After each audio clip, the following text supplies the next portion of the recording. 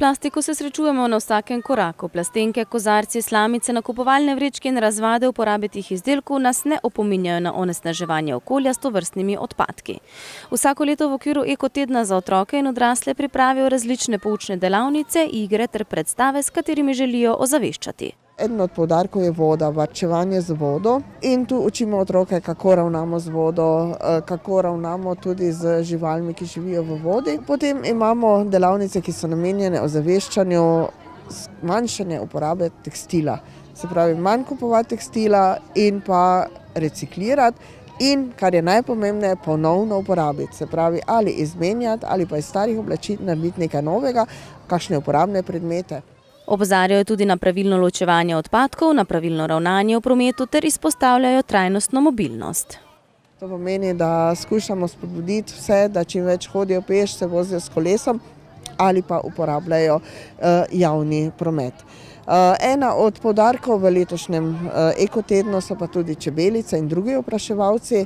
Pri tem nam pomagajo tudi druge nevladne organizacije, tudi drugi mladinski centri, ki jih povabimo k sodelovanju, tako da je vedno nek pester program, danes naprimer o netopirjih, o čebelah, še dodatno iz ust priznanih čebelarjev. Potem je center eksperimentov, društvo Indianes, kjer danes tudi delajo iz starih majic vrečke, ki zamenjajo plastične vrečke.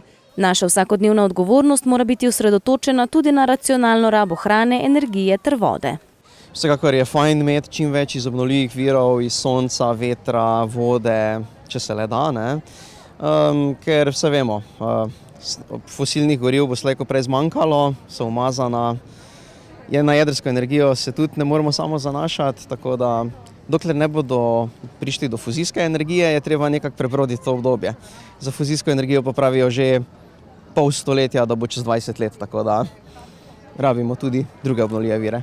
Prav tako je v porastu svetovna raba energije, predvsem prometu, hrane pa zavržemo krepko preko 70 kg na prebivalca na leto. Glede na taka izhodišča bi leta 2050 potrebovali 3 planete, če bi hoteli zadostiti svojemu potratnemu življenjskemu slogu. Zdaj probamo čim bolj varčevati z energijo, izklapljamo stikala, že dosti naredimo s tem, če prihranimo nekaj energije. Torej ne samo, da gledamo, kako jo proizvajamo, ampak tudi, kako lahko čim bolj prišparamo. Torej, lahko tudi z zbiralniki nabiramo vodo, spet, če imamo to možnost, in potem bomo manj vode porabili iz tega vodovodnega sistema. In tudi vodovodni sistem spet rabi elektriko, da črpa vso to vodo okoli, tako da ne rabimo pitne vode črpati iz obtoka, ampak jo imamo kar tam v zbiralniku.